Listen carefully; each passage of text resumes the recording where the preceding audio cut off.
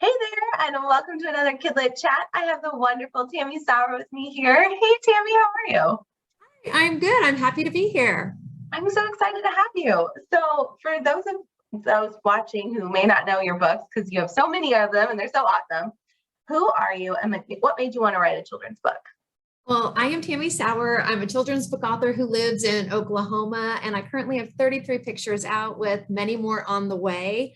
I never intended to be a children's book author. My plan was to be a teacher. I went to school at Kansas State University. I received my degree in elementary ed there. But during my senior year of college, I had the best professor of my life. Her name is Dr. Marjorie Hancock. And after class one day, she pulled me aside and she said, Tammi, you have a gift with words. You should pursue publication. And knowing that my favorite teacher believed in me, that really helped me to believe in myself. And so she is the whole reason that I decided to be a children's book author. Oh my gosh, that is so awesome. Like, where would we be without you if I don't know. I don't know. I'd be teaching third grade. I don't know what you'd be doing. right? Oh man, that's so fun. Well, you have so many really cool ideas because we have Wordy Birdie and then Fang and Nugget and Mary had a little Nugget and list. So Fang. all of the things, like all your characters. Where do you come up with your ideas from? Where do you get them? Well, ideas are everywhere. When I visit schools, and I visit lots and lots of schools, I always tell kids to celebrate the weird stuff in life because the weird stuff is good material for stories. So I pay attention to the silly stuff in life. I pay attention to the people in my life. And really, and then sometimes I even get challenged to write a book. And so that's fun too. So like one time I even challenged myself to write a how-to book. And so that's how I got the book Caring for Your Lion. So I'm just always open to trying new things because that's a great way to maybe come up with that next big idea. Heck yeah, I love that. So would you say that your first idea isn't always your end result? Like, because you end up playing a little bit, Oh, or my idea is so small, like Nugget and Fang. The idea was Nugget and Fang, and that is it. And I just knew I wanted to have a shark and a minnow as my main characters. And so I don't have a big like set plan when I start. I just once I have a good idea, then things start to fall into place pretty easily for me. And I work really hard though at coming up with a great wordplay and working on building the conflict and making my character actor relatable and flawed. But it does take me a long time to come up with a good idea, something that's fresh, something that's different. But once I have that, even just that little nugget of an idea, then things really start working. So I'm always waiting for the next big idea to come my way. oh my gosh, that's so cool. And I think that's so important for everyone watching too, because like sometimes you get an idea, you're like, oh, this is great, but you really haven't like thought through or planned or like done any research to find out. So taking the time to actually find a good one is Yes. probably And like, well, you mentioned Wordy Birdie earlier. That just the reason I wrote that book was I had a niece when she was 4. She was one of those little chatterboxes who was just like would talk in like one big long run-on sentence. And so I thought that'd be a perfect idea for a character. And I feel like everybody knows of Wordy Birdie, so everybody can connect with that book because of that. So I'm always just I think feel like if you really just pay attention to all that stuff around you and the silly things and those people, I feel like those can really lead you in good directions. yeah, 100%. I love that. Well, and you kind of mentioned it earlier. So you were a teacher, you wanted to be a teacher, and you were also a librarian. Is that right? You Huh? worked in like, Yes. yeah. So what age did you teach? You said third grade?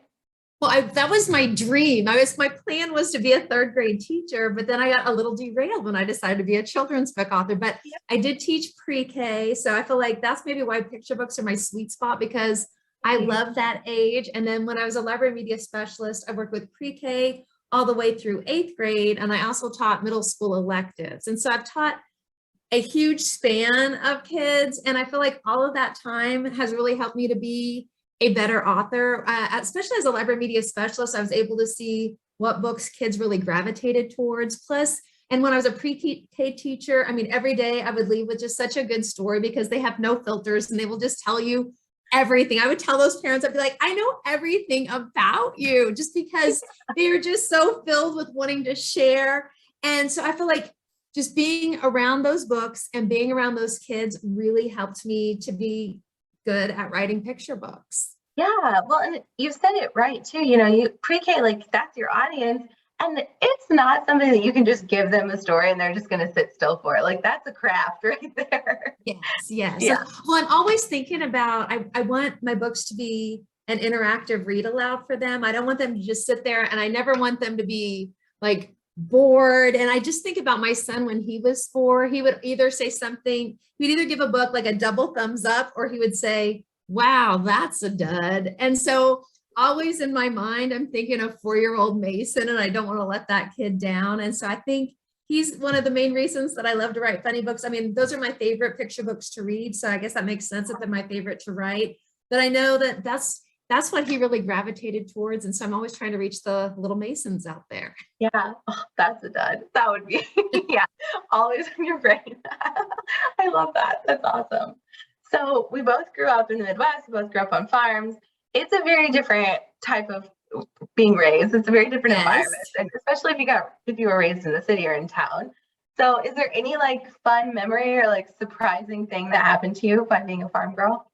Well, I will tell you that a lot of my books take place on farms. And I think it's just because growing up, I was surrounded by, and we had a horse, we had cows, we had ducks, we had chickens, we had geese, we had dogs, we had cats, and we had hundreds and hundreds of pigs on our farm. So there was always a commotion going on, and we always had plenty to do. But I think one of the things that I had to do that most kids who grew up in the city probably never had to do, I was a designated pig chaser. And we had hundreds of pigs, and they were very smart animals, and pigs can figure out how to get out of their pens. And so whenever like one pig would get out, well, then the other pigs would get out. And then so my whole family had to like chase them all back to where they belonged. But I loved my childhood. I think that just gave me so many great opportunities and so many great experiences, and really so much great material for my books. So really, if you look at my books, I think out of the 33, probably 10 or close to 10 probably star a farm animal.